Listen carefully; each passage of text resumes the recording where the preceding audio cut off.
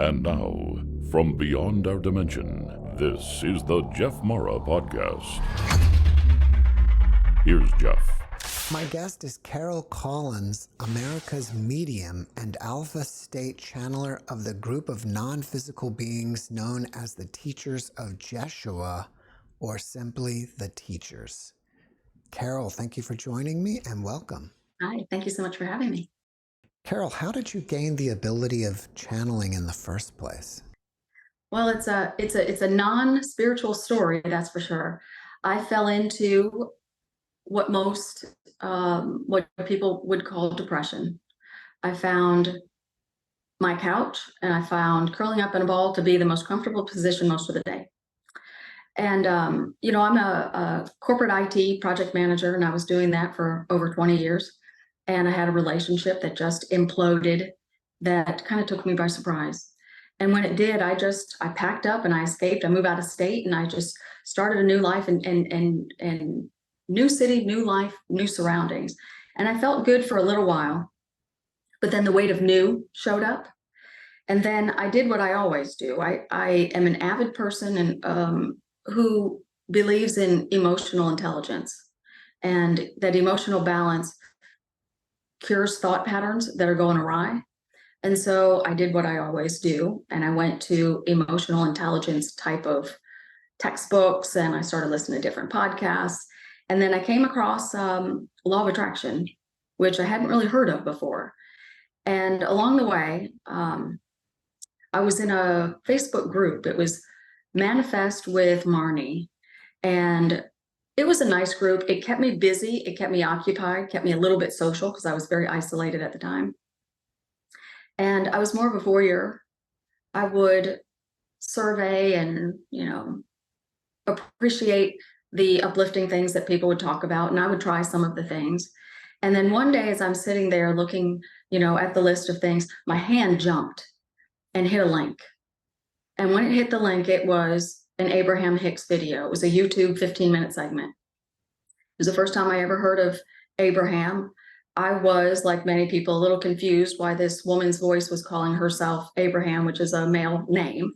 And I did look that up after. But in that minute that my hand kind of jerked over and hit that link, as soon as I heard Abraham speak, I started to feel like a warm sensation, kind of going up and down, like not a vibration, but just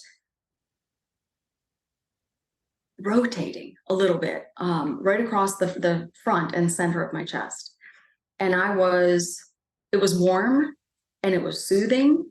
And I immediately felt very peaceful in the mind. And I was not all that peaceful at that time, but everything went quiet.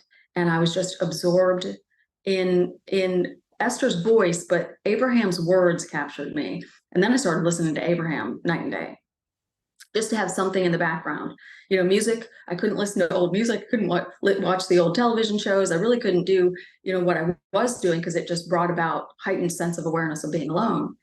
And Abraham talked about meditation. And that's one of the first times where I really looked at meditation as something that I might want to do. And so I did. And I did it every single day. About 4 months in, my face started to move just a little bit. And it wasn't my whole body. It wasn't any jerking sensation. And it wasn't anything I was afraid of. It was just this simple movement. And it was so small, in fact, that I had my oldest daughter, come over. She was probably about 35 at the time. And I said, hey, just watch me while I meditate for a second. Tell me if you see anything. And it took about 12 seconds. And she said, Mom, your face is moving. And I said, yeah, I know. It's so exciting. And a few weeks later, it just started to get bigger and bigger. And within probably a 3-week time span, my face was doing this in meditation. And it was just rotating around. And I loved it. And right before my timer would go off, my face would always come to center and just kind of bounce a little. And then my alarm would go off. So I knew there was something happening, because the swirling would stop just before the alarm would go off. And I started to have this thought enter my mind every single day. Is that the way my body receives energy, or is it communication I'm not yet translating? And that was a new thought, and it showed up every single day. That was at month 4 or 5 into meditation. 9 months into meditation, my face did the same thing, but right after it stopped, it then moved to the left and then to the right a few times, and then cursive words were spelt in the air with my face. So it was concrete. It was one word at a time. It was very, very distinct. It was oversized like this, so that I knew it wasn't, well, it wasn't me anyway, but it was a pure conversation.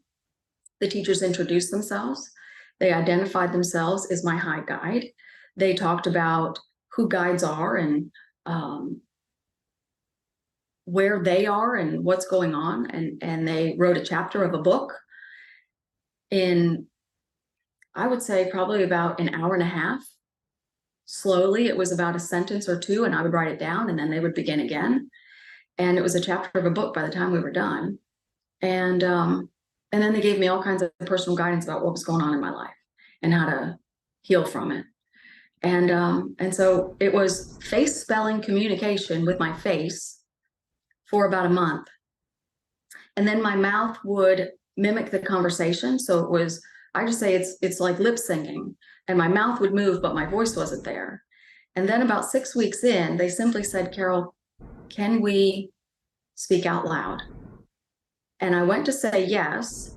And then words just started flowing out. And they just said who they were and that they loved me, loved me, loved me, loved me, loved me, that they were gentle, they were kind, and they were here to help me. And then it just kept flowing. This beautiful initial out loud conversation. I didn't know what channeling was.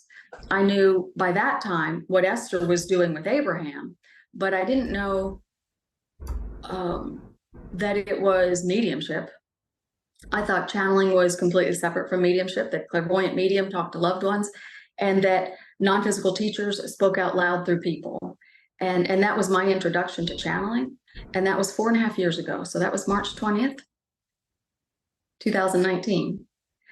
And since then, it's been a whirlwind. I retired early, and now I do this full time.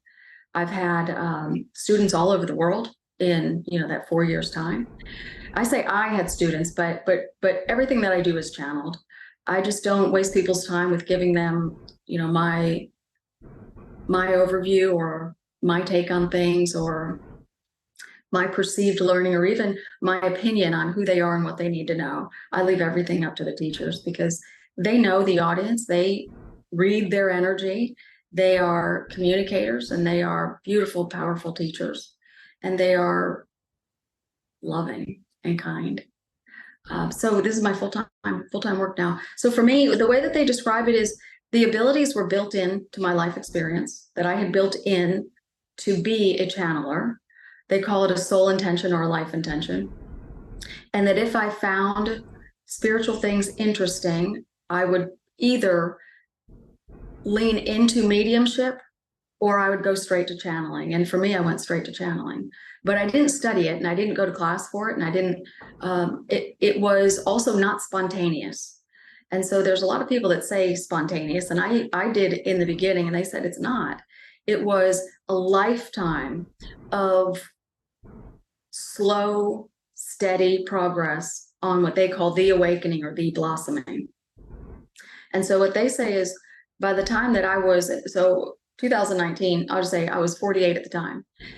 That's 48 years of life. And they said it had the ability to channel perfectly, had gestated under the surface, but it was like a glass ceiling on top. And that I would not have broken through that glass ceiling without meditation. That they're very consistent that meditation is required for true channeled ability to come forward. Even true clairvoyant ability, you need meditation. And so for me, it took 9 months, and then it's like a seed was planted at the moment of birth. And then on that day it sprouted, and it took about 6 weeks. And then I was out loud alpha state channeler. I like to say that I'm the voice of, I voice giving is one of the ways that I described it in the very beginning, because I give them my voice. They give me the words and I give them my voice. So it's a partnership, and it's always beautiful. It's always loving. It's depth of information. You know, after these abilities kind of came up, I started to look around and see, you know, what was a channeler, how many were there, who were there, and so I came across Jane Roberts and the Seth Material and Edgar Casey and his team of guides that spoke. And when I look at what the teachers teach, I say it's holistic care using energy work, and it's law of attraction, absolutely. It's about how non-physical life has physical life experience, why we do it, who your guide is, what happens after you die, what the process is, what life intentions are, and how we succeed in them or don't. And then, of course, all things law of attraction, which is thoughts create your reality. Thought is a subject plus an emotion. And so it's two types of energy that come together. When that energy comes together, then it sprouts wings and it produces your future. And it either produces it in a pathway of happy or a pathway of unhappy. So law of attraction is one of the components that they teach. But I have a very quiet lifestyle. I have a teaching moment with them every single day. I go for a walk or I go for a little bike ride or something, and they communicate with me the whole time. But I'm a channeler to the core of who I am, I guess. It's my favorite thing to do. Everybody's got a different story, but the day that they asked me, can we speak out loud through you? That's a question that,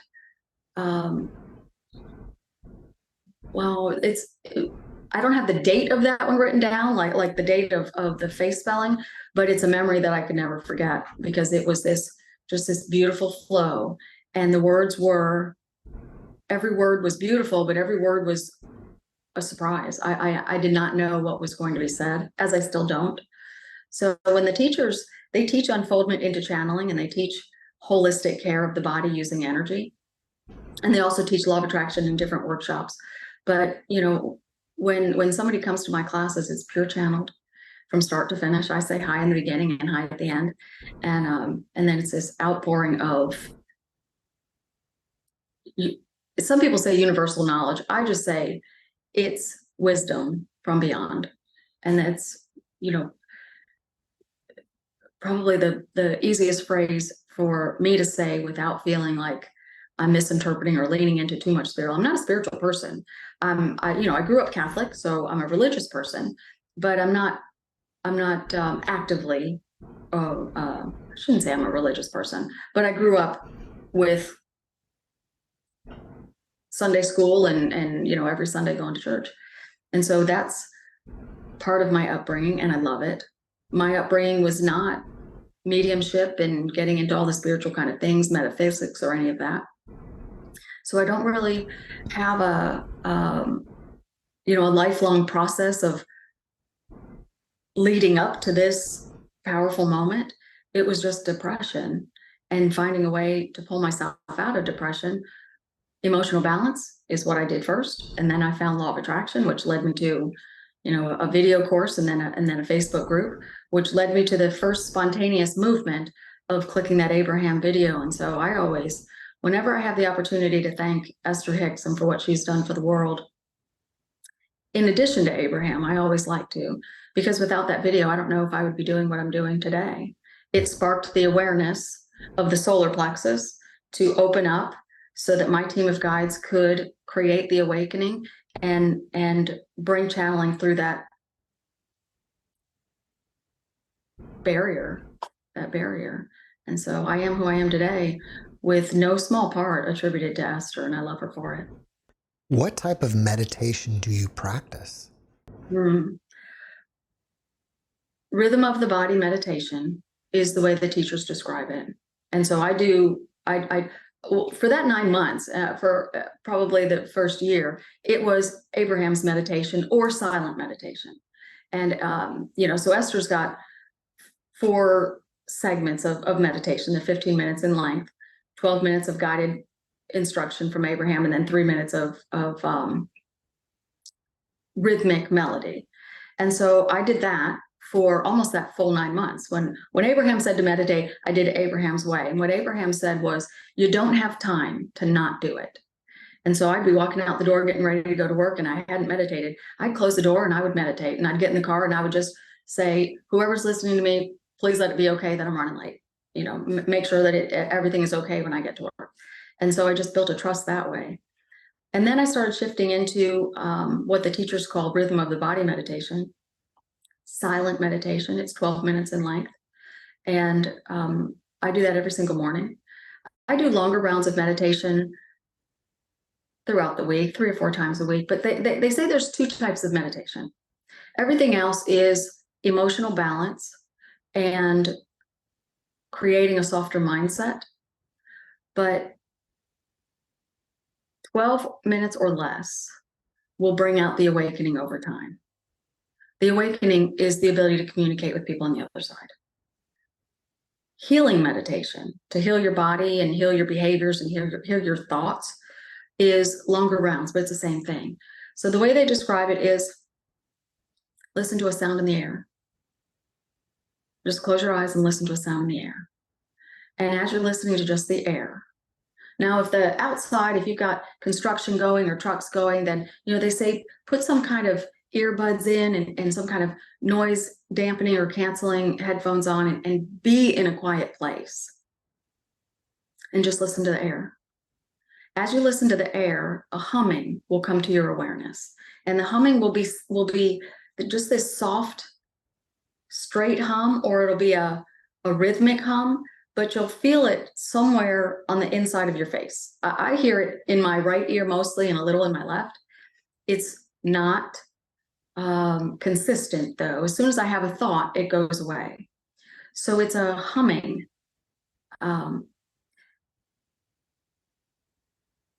The air has a sound, and when you listen, it's like this soft nothingness of vibration. And when you just focus on that with your eyes closed, then a humming from the inside of the body is produced in your awareness. When you focus on that, then you begin to shift into alpha. If you don't hear that humming, you're not shifting into alpha. And alpha is the receiving place. It's a quieter state of mind, and that's where your team of guides can create your abilities, bring your abilities out, create more accuracy in the abilities that you do have. And it's what I do every single day. I don't miss a day. If people need to review this, can they go to Esther Hicks's YouTube channel and you can find videos on meditation? Well, Abraham certainly has all kinds of information on meditation. So I would say absolutely. If it came from Abraham, it's good. I would say if it comes from a pure channeled person, then it's good. How do you know if someone is channeling purely? Because there is mind chatter. And so when you're receiving from the other side, if your mind chatter gets in the way, it could contaminate the message. So how do you know if someone's channeling purely? You need a pendulum, and that's the only way to do it. And then simply ask, is this person a pure, clear channel? Is the information that's coming through 100% from beyond?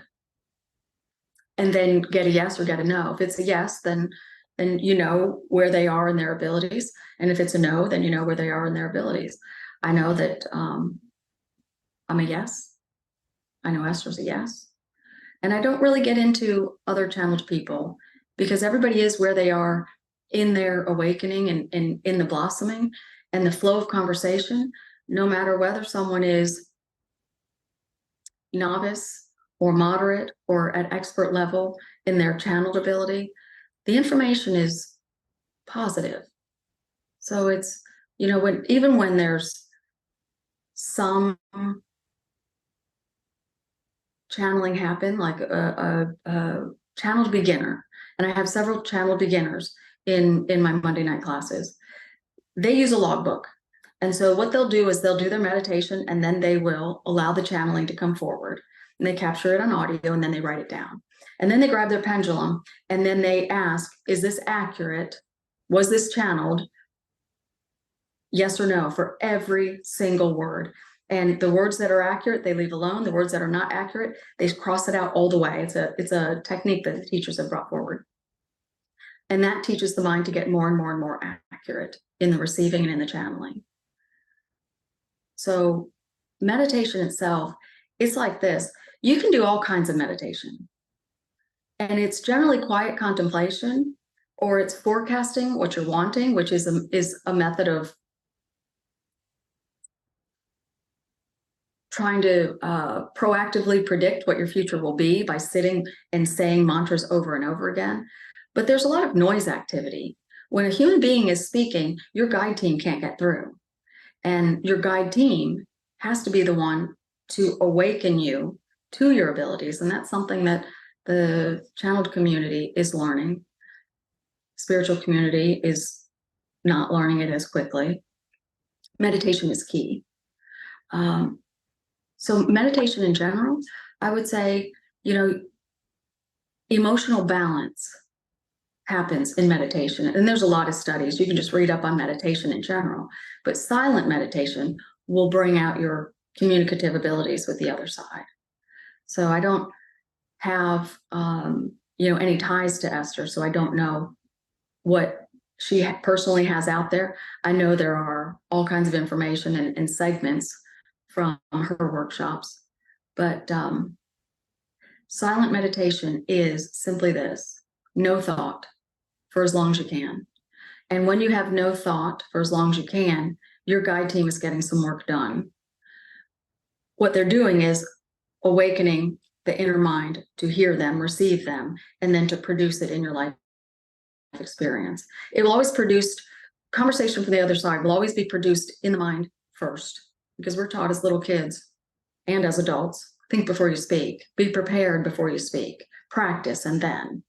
And so clairvoyant mediumship always comes first. It's always in the mind first. Channeled comes after. So I do have clairvoyant abilities, and I love it. I certainly don't walk around my house speaking out loud all day, every day. But I do have conversations with them throughout the day. And some of them are, two-way dialogue from a silent perspective. And plenty of it is out loud two-way dialogue. Only it's my mouth that's saying both halves of the conversation. But it's easy to tell who's who. It's so yes, I would absolutely say it is emotional balance that you will get from the Abraham meditations. The CDs and the downloads are for sale, so I do say buy it, because it helps keep all of us channelers doing what we're doing. But unfoldment into your abilities, that's anywhere between 3 and 12 minutes. When you go over 12 minutes, it's emotional balance. And so set a timer. I use my Alexa app, or I use my phone, and then I just sit quietly. And then when the teachers give me a head nod, I open my eyes and I turn off the timer. I still use a timer because it's an easy thing for me to do and stay within that 12-minute regiment. So I always do 12 minutes. And then later in the day or some other time during the week, I'll do 30, 40, an hour. I generally don't go a whole lot more than an hour at a time. But when I do, I'm constantly doing what everybody else does. I listen for the rhythm of the body. When a thought comes into my mind, I just squeeze my eyes a little bit and release. Squeeze and release. And then the thought goes away. When an image comes up, I do the same thing. Now, the teachers have given another technique, which is to take your hand and set it on your lap and just leave it face up. And when a thought comes to mind, just rotate it over and back again. Don't think, don't ask for it to go away. Don't say cancel. Don't do any of those things. Just flip it over and back again, very gentle, and leave it on your lap. And so you can use either one of those. I like the eye squeezing technique. It's just a gentle, not that, not that. And then the thought or the image flies away. So even though I do this professionally, there's no 12-minute segment that is purely silent. The human mind is always active, but you can teach it to be quiet when you meditate. And that's simply law of attraction. What you want, you get more of. And what you think about, you get more of. What you love upon, you get faster. So you have to love meditation. You have to desire silent meditation. But if you do meditation and the way you talk about it is, well, I just don't do it very well. My meditation sessions are never quiet, and I'm not good at it. Well, then you are not loving on it. So you have to talk about your meditation, even if you've had a series of, where you're flipping your hand over gently throughout the whole 10 minutes.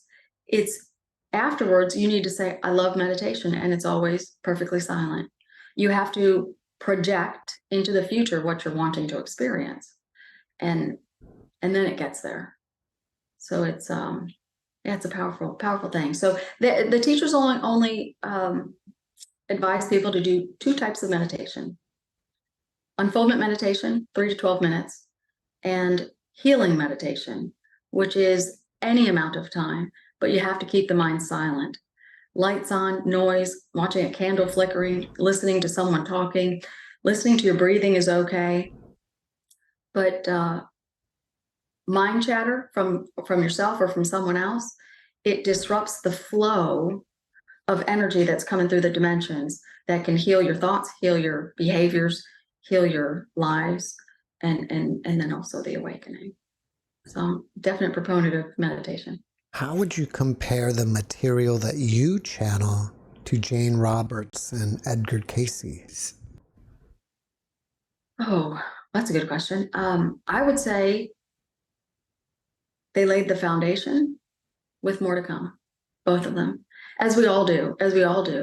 Edgar Cayce is known as the sleeping prophet, and he brought forward a lot of holistic nutritional things. What's going wrong with the body is this, and this is how you heal it.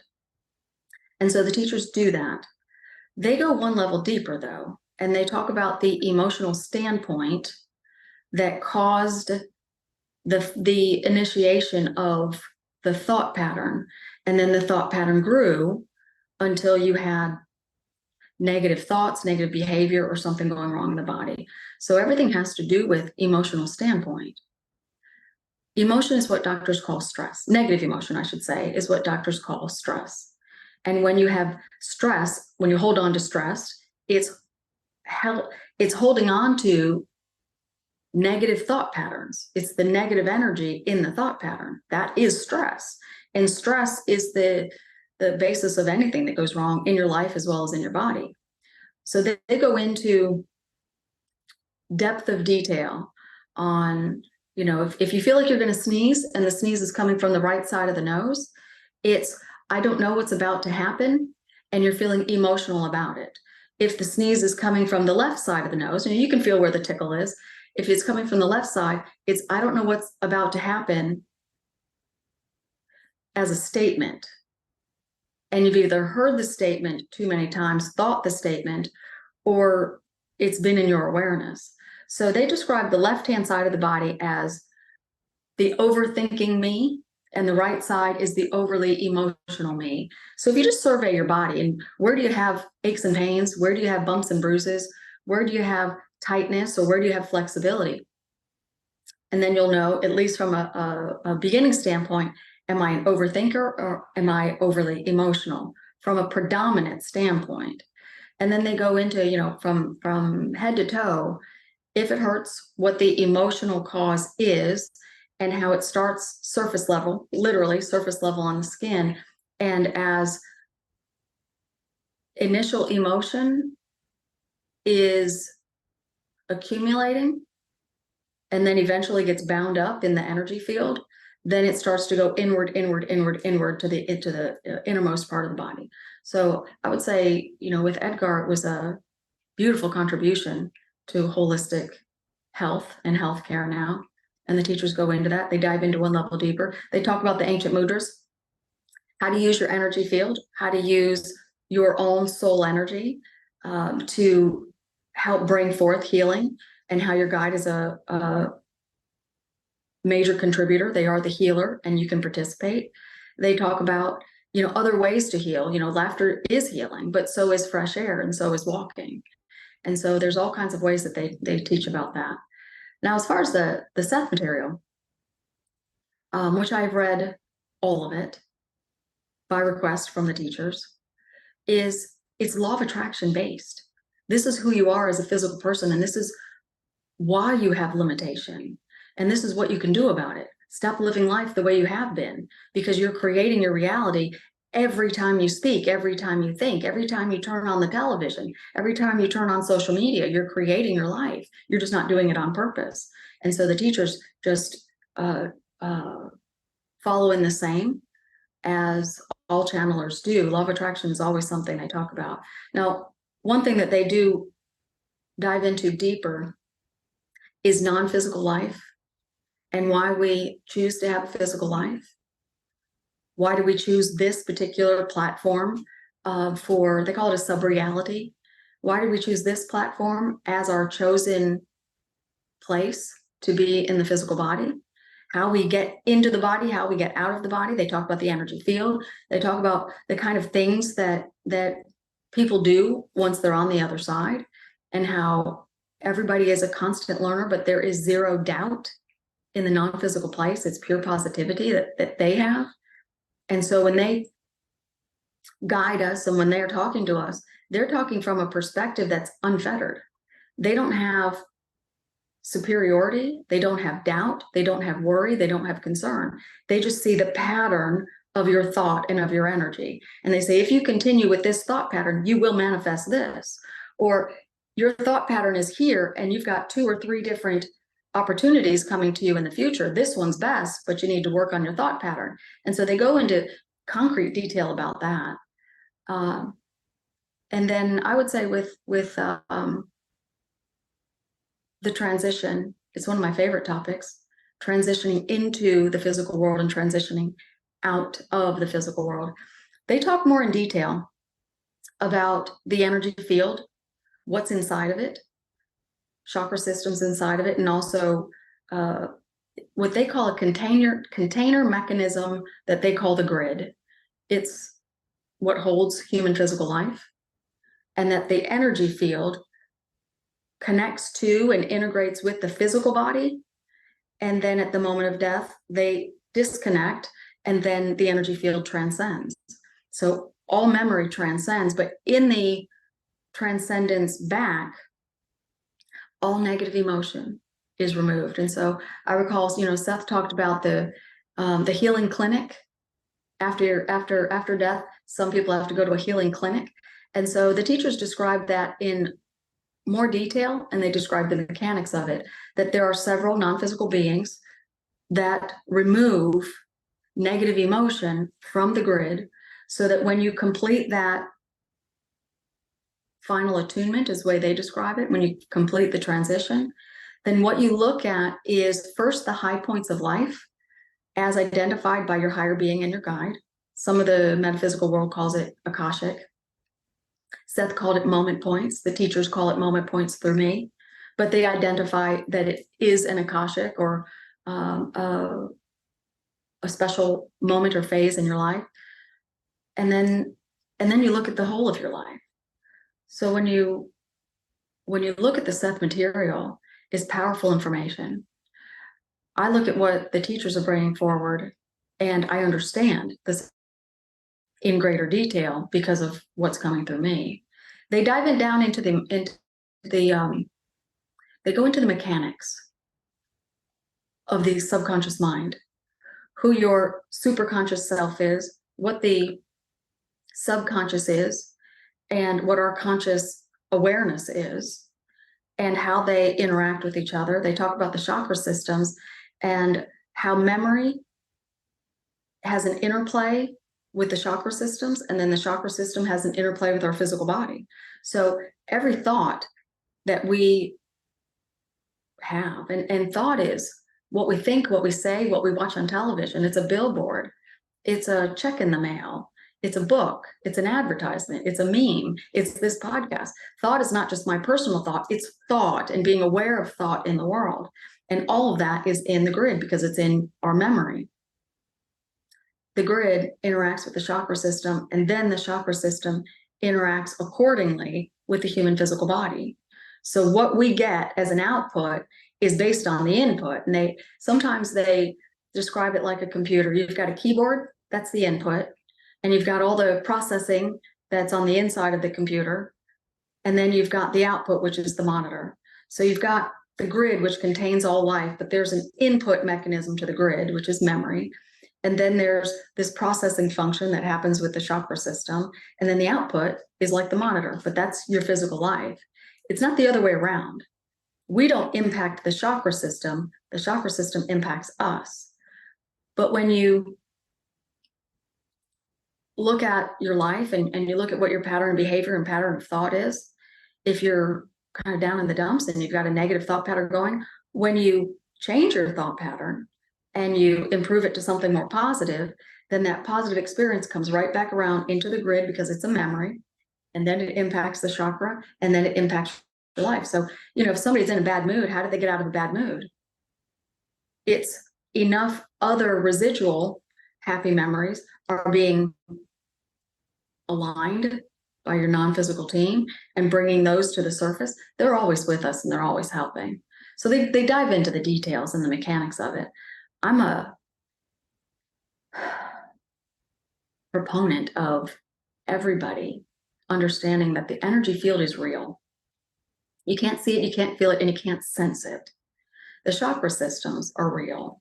And the same thing, you can't feel them or see them or sense them. But the grid is something that is, I've never heard of another channeler bringing that forward. Seth certainly didn't. But the information certainly makes sense, and it's very logical, and they're very, very consistent. And so it's, it's all being formatted in different books. So there's been 37 books written through me, all by video dictation. So I sit in front of the video camera and I turn it on. They introduce themselves and the book and the chapter, and then they recite the chapter, and then they close with chapter complete, usually. One of the books this past summer was written by video dictation in front of a live audience. It was really fun. So that was the first time I did that. But each book falls in line with one of 4 categories. The foundational material, which is pillar 1, that's conscious life and why we're having physical life. Pillar 2 is law of attraction, thoughts create your reality. Pillar 3, how to heal your life using energy techniques and all the ways to do it. Pillar 4 is awakening into your spiritual abilities, your ability to communicate with those on the other side. And so they color code them to match the chakra system that is being impacted by that topic. So pillar 1, for example, non-physical and physical life. It's a sacral aligned book. And so all of the books are kind of this color, actually. It's like a burnt orange color. Pillar 2, law of attraction, heals and touches on the throat chakra. So those books are blue. Self-healing and all the ways to do it is magenta or pink. That affects the root chakra. And then unfoldment into mediumship and channeling is purple or lilac because it cleans out the crown chakra. So all my books are color coded. One by one, they're coming out in publication, but it's just a powerful visual as well. If you're in an argument with someone, pick up one of the books that are blue and just read some of it, because as you read it, their non-physical energy is in the book. And it's hard to describe this to people, but they infuse, we want you to understand this book and we love you so much. It's written from beyond and it is pure positivity within it. And so there's almost like it's perfectly said and perfectly laid out, but there's also an energy woven in, is the way they describe it, to help you heal that chakra point. So, there's so many different ways that I could describe it. But they call it the essential material with 4 pillars of learning, pillar 1, 2, 3, and 4. And Edgar's known for probably pillar 3, self-healing. Jane was known for a little bit of pillar 1 and pillar 2, non-physical life, and also law of attraction. And then, just to mention Abraham, they're obviously known for law of attraction, pillar 2. So same with me. They talk about any topic that is of concern to you is open for conversation with them. And then they just bring the conversation forward. It's beautiful. Would you be willing to channel some for us? Absolutely. Absolutely. Do you need to do anything to get prepared? No.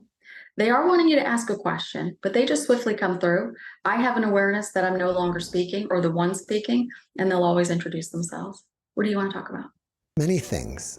First, I want to ask, how did you choose Carol to be your vessel? This is Yeshua to speak. When I say Yeshua, I'm talking about 4 non-physical teachers. We say the teachers because there's upwards of 50 of us. But depending on the conversation, different ones of us jump in. She chose us before she entered into this physical life. She built in to be a channeler and to acquire the skills necessary for us to write a clean book through her, at least one. We've done a lot more than one. She chose us. It was an agreement that her soul being made. And if she acquired the ability, we would step in. If she did not acquire the ability, then we would step in her next lifetime. We watched over her life, but we didn't step in until she began to meditate. But it's not that we never stepped in. We guide, but intuition is not very strong in anyone. You think far too often, and then you overthink, and then you're overly emotional, but you're constant thinkers. The music is on, the television is on. Noise, noise, noise from the Grinch. It's noise, noise, noise. And the inner mind learns, I need to communicate. I need to communicate. And I need constant interaction from others that are communicating. And so mind activity is almost 100%. Silent meditation is required. So she was not interested in holistic things. She was not interested in meditation. She was not interested in anything except for slowing down on occasion. And she was an appreciator. But that also made her a little bit of an outcast in her family because she was the quiet one. And then she would get picked on a little bit, and then she would have an outburst of stop picking on me. So then she got labeled as the one that was vacillating and inconsistent. So that's a thought pattern. And over time, that draws people and experiences to you that provide more of the same. So we just say, you get what you think about, but you get what you have inside of you. Emotionally first, topic second. And she had a feeling of not measuring up. And so she invited people into her life that would cause her to feel like she didn't measure up. And so we would guide her here and there and everywhere. We brought her to Alexandria, 2017. We brought her here. We created a pathway, we should say, for her to choose this place as her new home. She felt drawn to Alexandria for about 6 or 7 years before that. It was not too far from where she was before. And when she would come here, she would simply say, I love it here. And then she would go home. And so her first thought was, I need to move.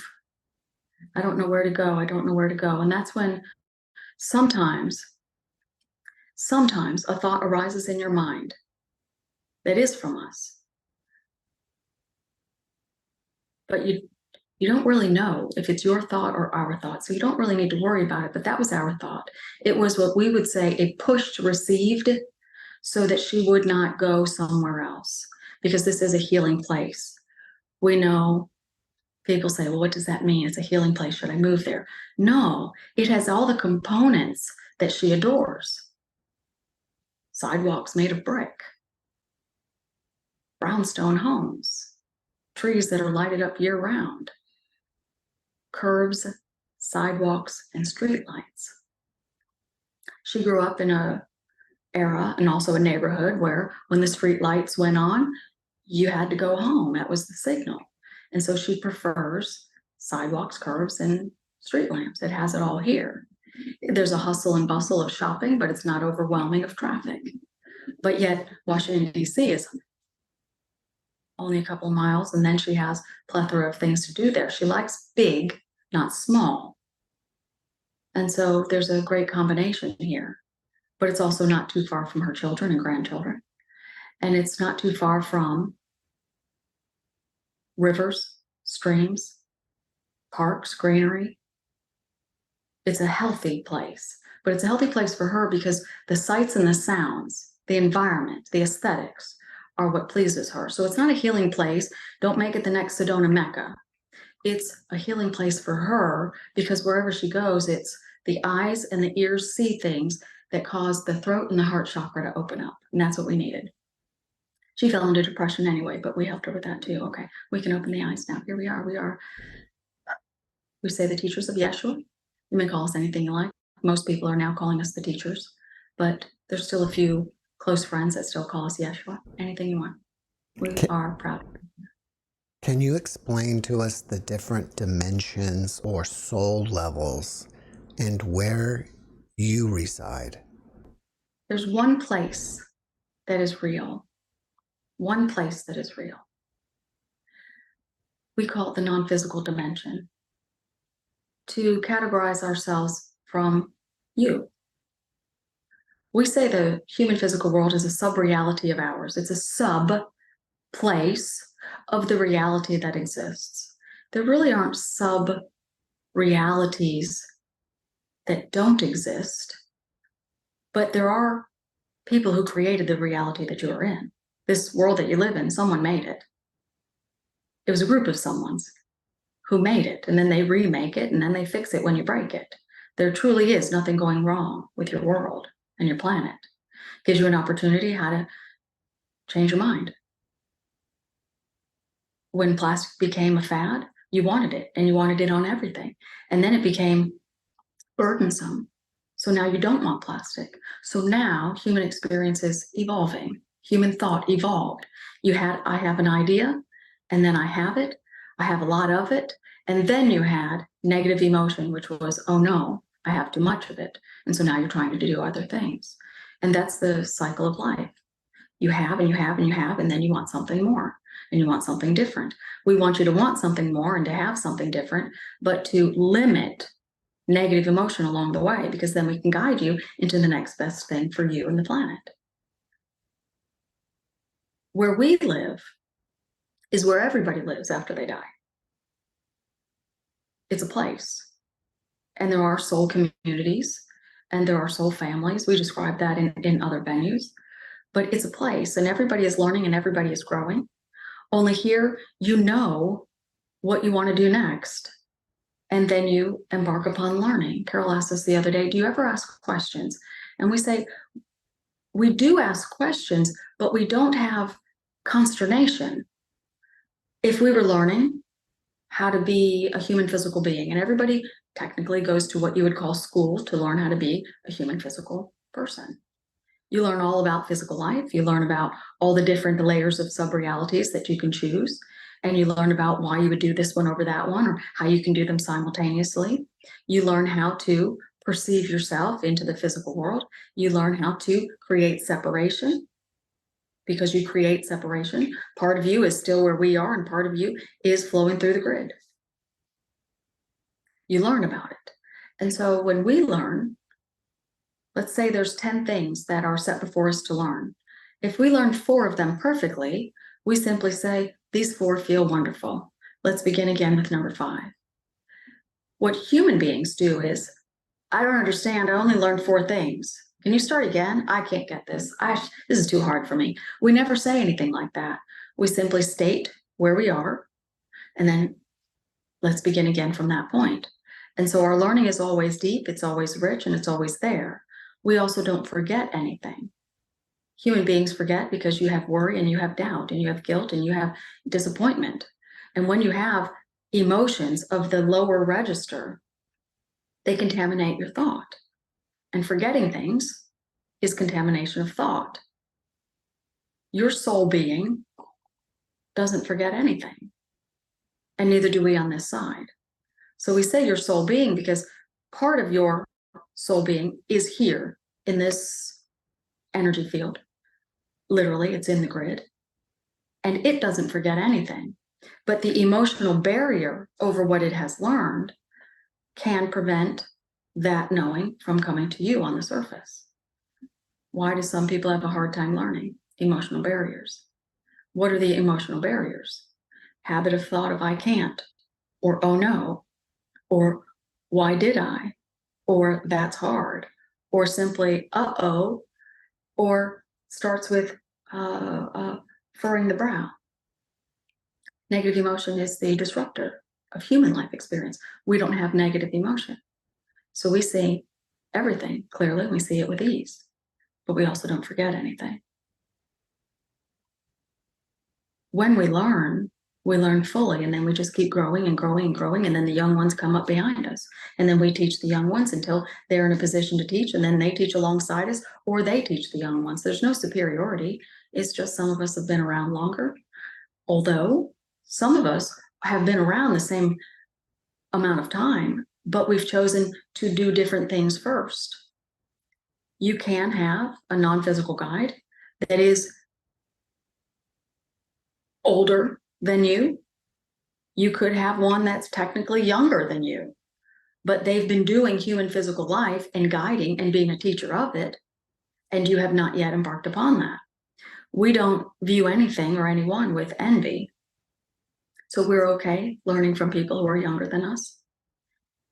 Your loved ones, after they make their way back over to the non-physical place that we're speaking from, they join with all of their lifetimes, they mind meld, but they also act independently. You do not lose your sense of identity, you gain a sense of identity. You are who you are, as well as the whole of all of your lifetimes. And then there's also the grander you, which is the one that came before you that had you. So, you can set it side by side, children and parents and grandchildren, great-grandparents, great-grandparents, great-grandparents, and great-grandparents after that. On this side, it's simply this. You have a soul entity being who was created, but someone created it, and someone created the one that created it, and so on and so forth. So there are no levels. That would be more like a caste system, and you don't like caste system where you are, and we don't have one, but we do have depth of learning, and we have been around for different lengths of time, but we all live in the same place. We cohabitate, surely we do. We don't know everyone that exists in this non-physical place. We don't embark upon knowing everyone unless we want to, and then it becomes a quest, and we do it for as long as it feels good and as long as it feels fun. And then if we decide that we want to pause and go do something else, we do, and we do it with ease. We want people to learn the same technique. Keep doing, keep going, keep going with whatever you're doing. And as soon as you start to have some kind of negative emotion, back it up to a place that feels good and then begin again in the same direction. And if it still feels like negative emotion is staring you in the face, then back it up to a place of feeling good and go in a different direction, at least for a while, and let your emotions settle down. There's too much disruption in the mind of people, how to do things, comparing yourselves. Reality show television, they are fun to watch, but it's competition. Somebody will lose. As someone is participating as a contestant, they know leading up to it and during the whole season that they could be on the chopping block. That's worry and fear that can set in. Now you have worry and fear in your memory that you did not have to do. How do you participate in something like a reality cake building show, is one Carol's watching now, the Great British Cake Off? How do you watch that or participate in that and not get caught up in the contestants and who's leaving?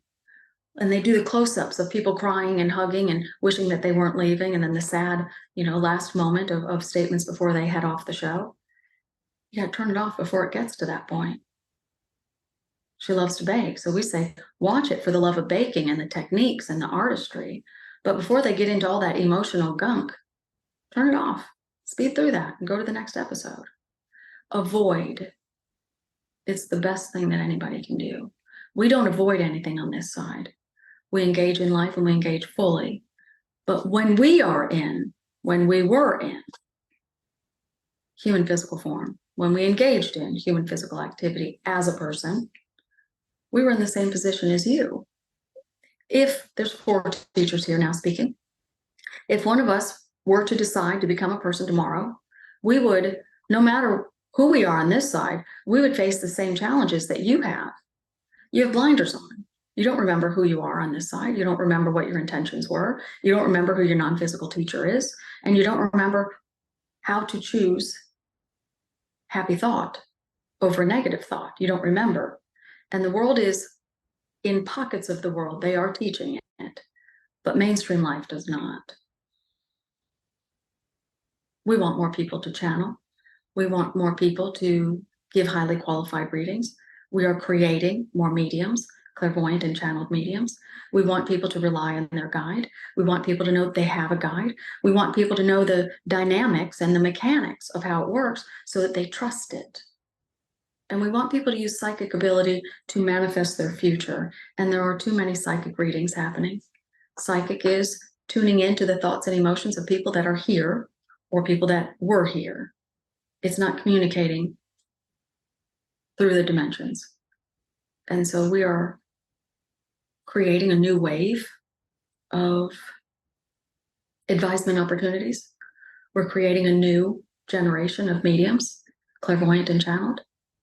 And we're proud to do so. We like it. We think the world needs it. We do survey the world and we say these readings are causing people too much upset. There's too much disappointment in predictions not coming through. There's too much fear that the information is being voyeured.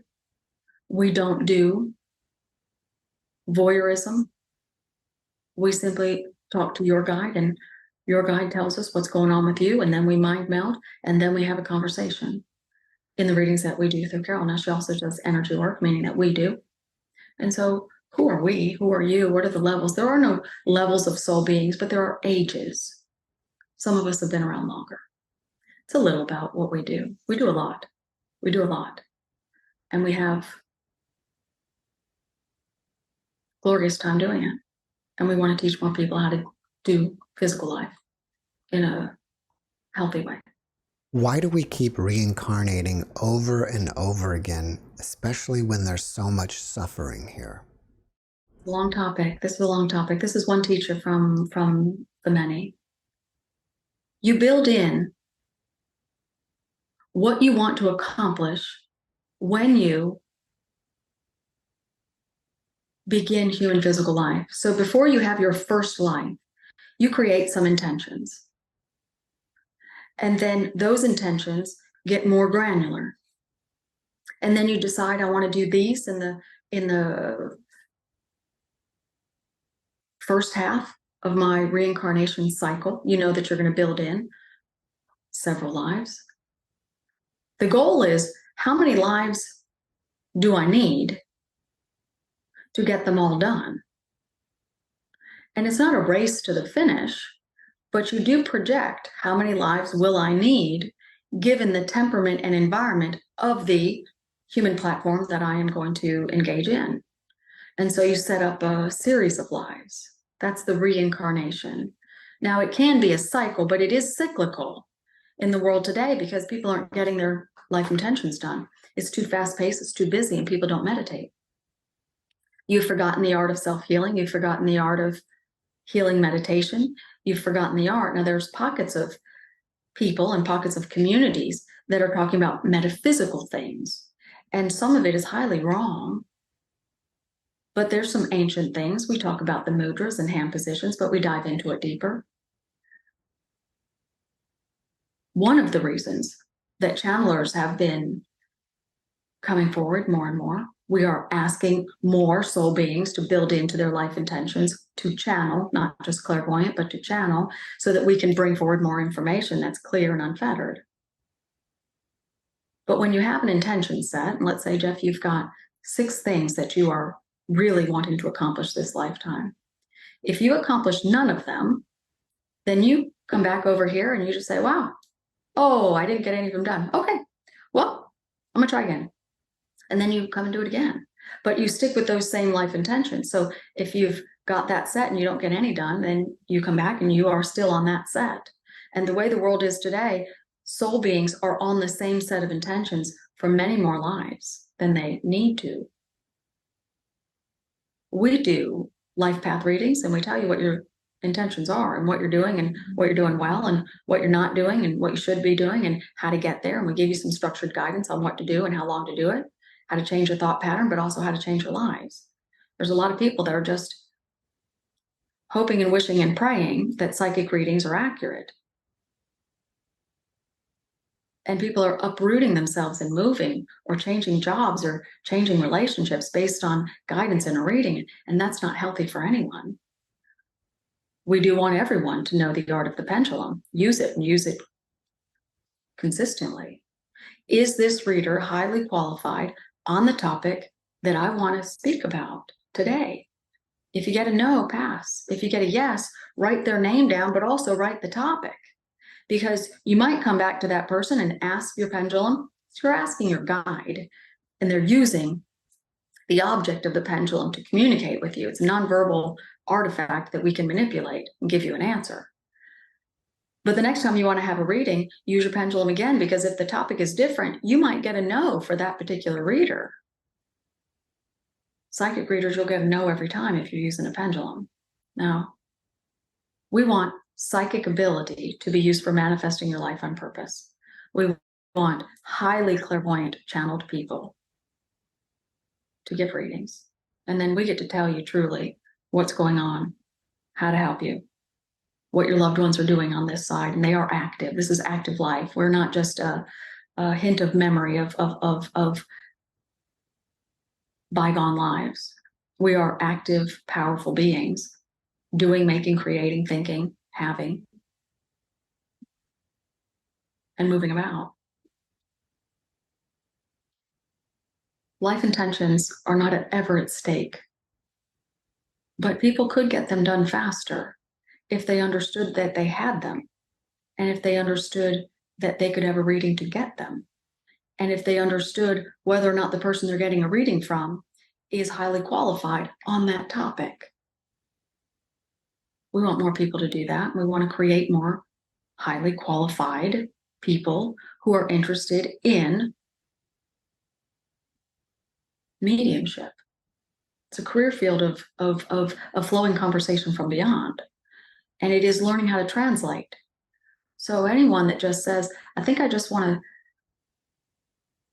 pick up a new job, and I think I'm really good at giving people advice, and I'm pretty sure that that advice isn't coming from me. I think I'm going to be a reader. And then they join a psychic hotline, or they open up a little business, or they go to their metaphysical shop and say, I'm a good reader.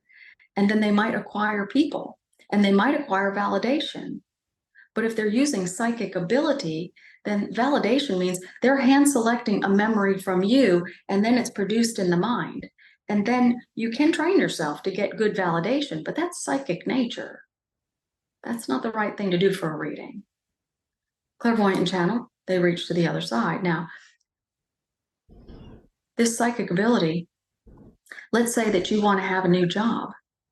You can forecast using psychic ability where to apply. And you can use consistent positive thoughts that you will get the job and that everything about it will be pleasing. That's what psychic is. That's sending thoughts out, but it's also pulling thoughts back. And that's what that ability is used for. We think the world needs more readings that are qualified. Soul beings are not earthbound spirits. We are not.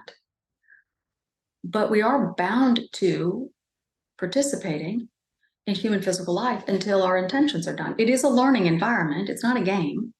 We have embarked upon a learning, only you set the curriculum, soul person by soul person. You set your curriculum of what you want to learn in the human physical world by way of this separation. It is the separation. Part of your awareness is here in the physical world, and everything else is where we are. And so when you encapsulate part of your soul being and you have it here in the physical form, you have limitation, and you're trying to perfect part of what you do over here, and you're using the human environment to do it. And so you're here on purpose. You want to be here, and you are here with a purpose, and that's what soul intentions are all about. So reincarnation is good. The cycle is good. We love human life. We know people don't always love their lives, though. So we like to talk to people about that too. You're saying that we need more channelers. Why is that? I mean, is it because the earth is in such bad shape now that we need help? Well, human beings have help. You build in help. Because of this separation, and there is limitation, you don't have pure awareness of your ability to create in the way that you do when you're in the non-physical dimension. You have creating abilities, but you don't remember how to use them. So you have a guide. That guide communicates with you in vibrational tones, not through human language, not until whether and if the awakening occurs for you, but they are always tending to the grid and healing emotions, tending to the chakra system and helping it to be what it should be. And they're always guiding you using intuition, but intuition in people in the world today is at an all-time low. Intuition is necessary to live life happily on purpose and also get your intentions done. But also to get your own vision board done, because vision boarding is important to people. It's why you're here, to have a good time, explore the world, to learn everything that you can, and along the way, get your soul intentions done. So you have a lifeline, and that lifeline is with you from just before you're born until just after the moment of death. They are with you your entire lifespan. They never, ever, ever leave your side. And there's one powerful being. It is a non-physical teacher level person, and they're with you your entire lifespan. They never, for even a microsecond, leave your side. But people don't acknowledge them. They can't hear them. The subconscious mind doesn't acknowledge them, can't hear them for the most part. There's not zero communication, but it's low. We would say 10 to 20% of people have high intuition, and everybody else is low. Meditation, silent, rhythm of the body meditation, opens you up to better intuition. So you feel better, you think better, you've got more clarity.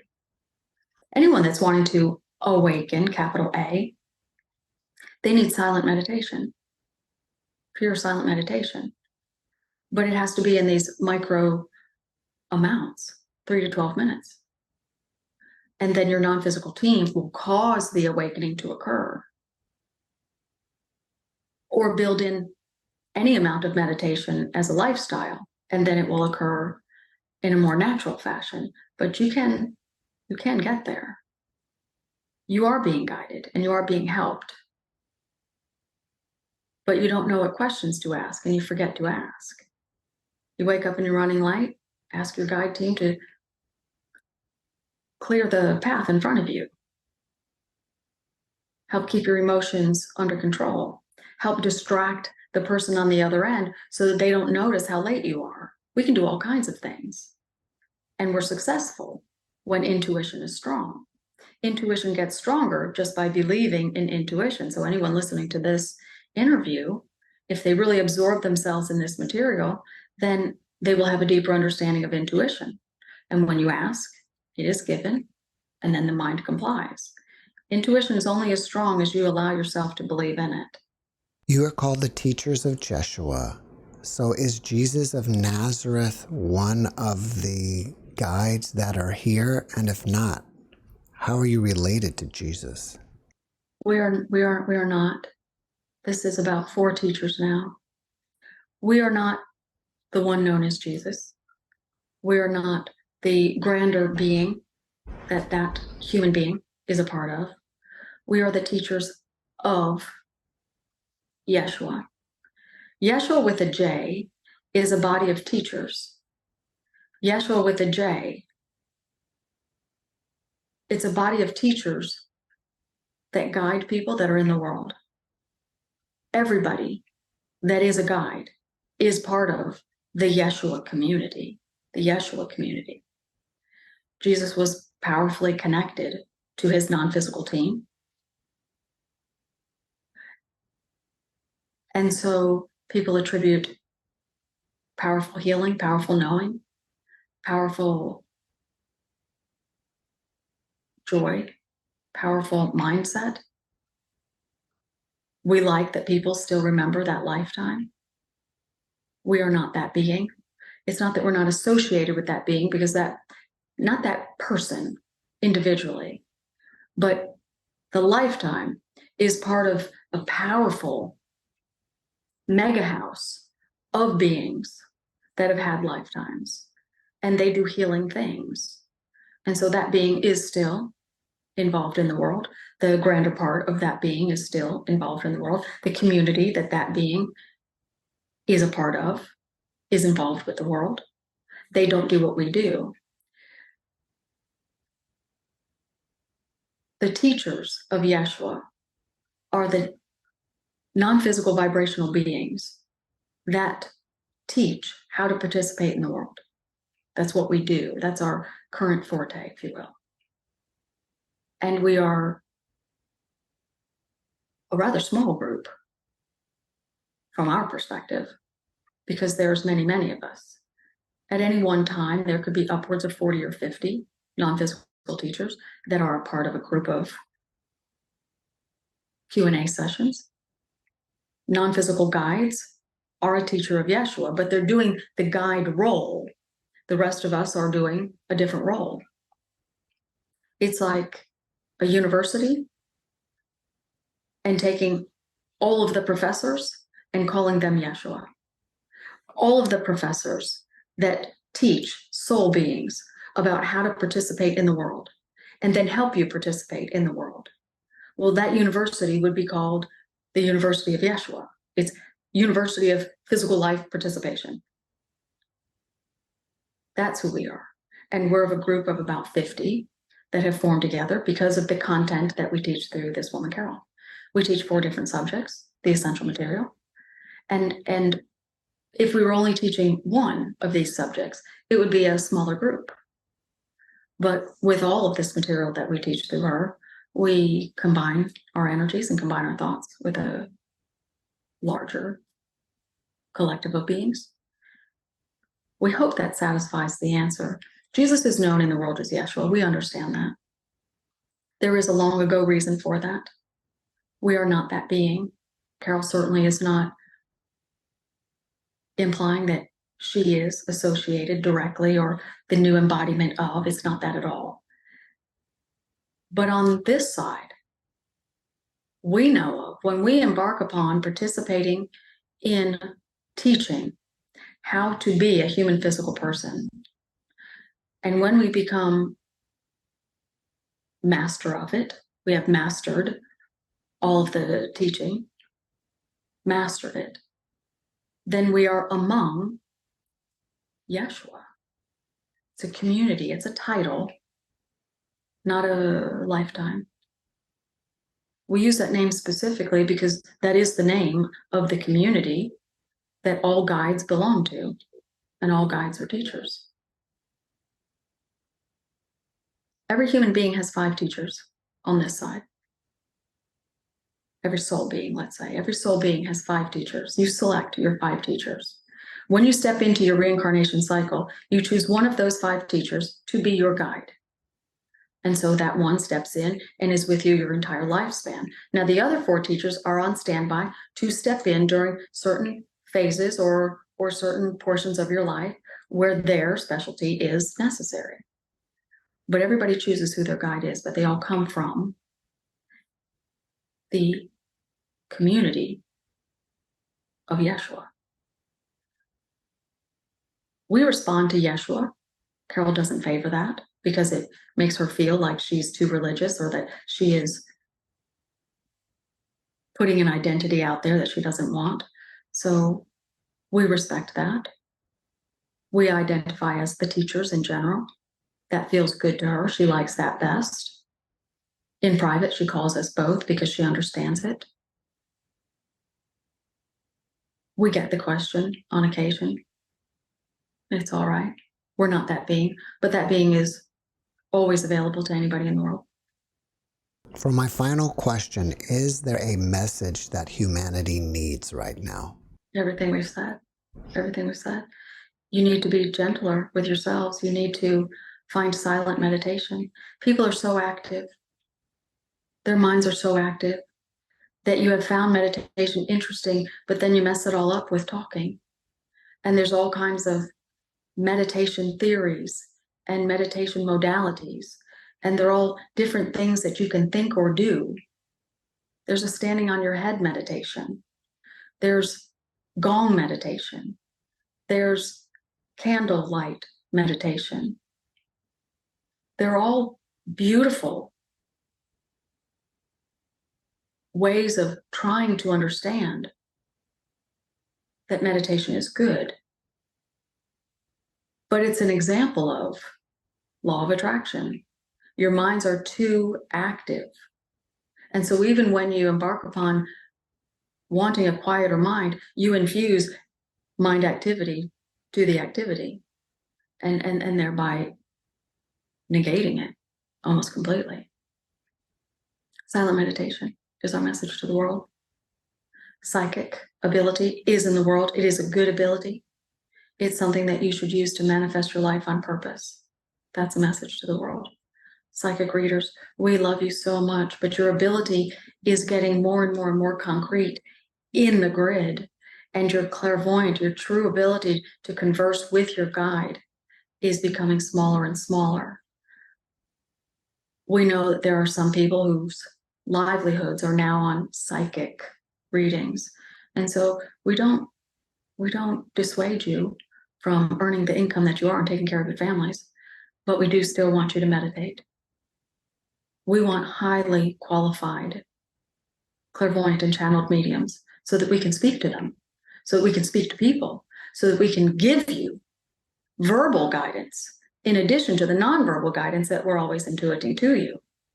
The world is starting to prepare itself for what the world is calling a shift. But the world is causing the shift because your mindset is starting to shift. We want more peace. We want more peace.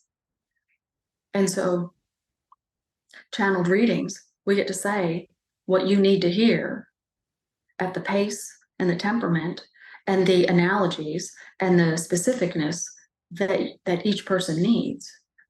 So that's good. But in a general message, we would say, think with love, act with love, listen with love, look with love, talk with love, be love, walking all day, every day. Your life will be healthier, and so will everyone else's around you. Thank you so much for channeling for us today. You're welcome. So, Carol, how much of that did you hear? I heard all of it. I was not prepped for any of it. I will probably not remember most of it by later today. And so I'll go back and listen to the interview and say, oh, that was great. That was great. That was great. I'm always in awe of what they say. Time is always, a factor. But, when I'm here by myself and they just teach me out loud, or when I'm in a class session or a workshop, it's just this beautiful conveyance of what that group of people need. Classes are, I record them and I have an archive. So I have a membership thing. And so my membership is, there's a gold membership, and with that people get live virtual access every single month to a 2-hour group reading, and then some other things. And then platinum, it's unlimited classes plus that monthly group reading.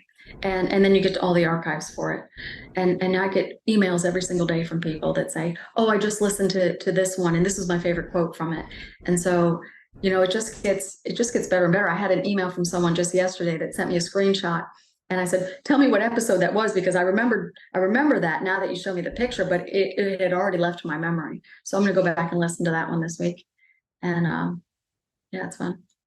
So what's the best way for people to reach out to you?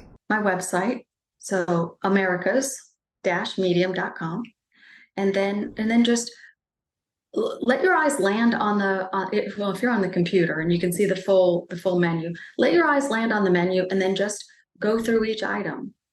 If you're on a mobile device, then open the drop down and let your eyes just land on each item. Some people will be drawn to looking at the learning center. Some people will be drawn to memberships. Some people will be drawn to the readings. Some people will be drawn to just the about me. And then it's just where are you in that moment in time? I would say, look at classes and what they're all about, and then look at membership. Membership is 50 to 60% off individual prices, and you get a private Facebook group, and I'm on there every week. The teachers come through. I do a video or a freebie.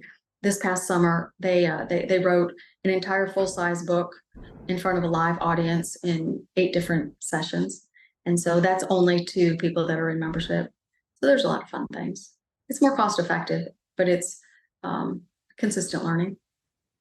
You can check me out on YouTube. So same thing, America's Medium, Facebook and all those things, but you can get in touch with me straight direct from my website. Great. Well, before we finish up, can you leave us with one last positive message? Oh, from me or the teachers? From you. Oh, from me? Be love. Just be love. When you be love, then you can't be mad. When you be love, you can't be hungry. Let's say you're hungry. Don't fall into I don't know. Just say, I really would like something to eat. And I think it would be really nice if I ate at home, or it would be really nice if I ate out. And then just close your eyes for about a minute and watch how a good idea comes to you. When you are loving to yourself by giving yourself just a 1-minute breathing moment, emotions settle down, great ideas come to you, or they're received by you. And it's just a way to step into the next segment of your life with a happy feeling instead of a vibration of I don't know. So my message is be love. Carol, thank you for your message, and thank you for being my guest. Thank you so much. I appreciate it. All right, cool. Thanks for watching the JeffMara podcast. I really appreciate you. Another way to show support is through YouTube memberships. And if you do, there are loyalty badges and other perks depending on your level of membership. All you need to do is click the join button underneath the video to find out more. Thank you for your support.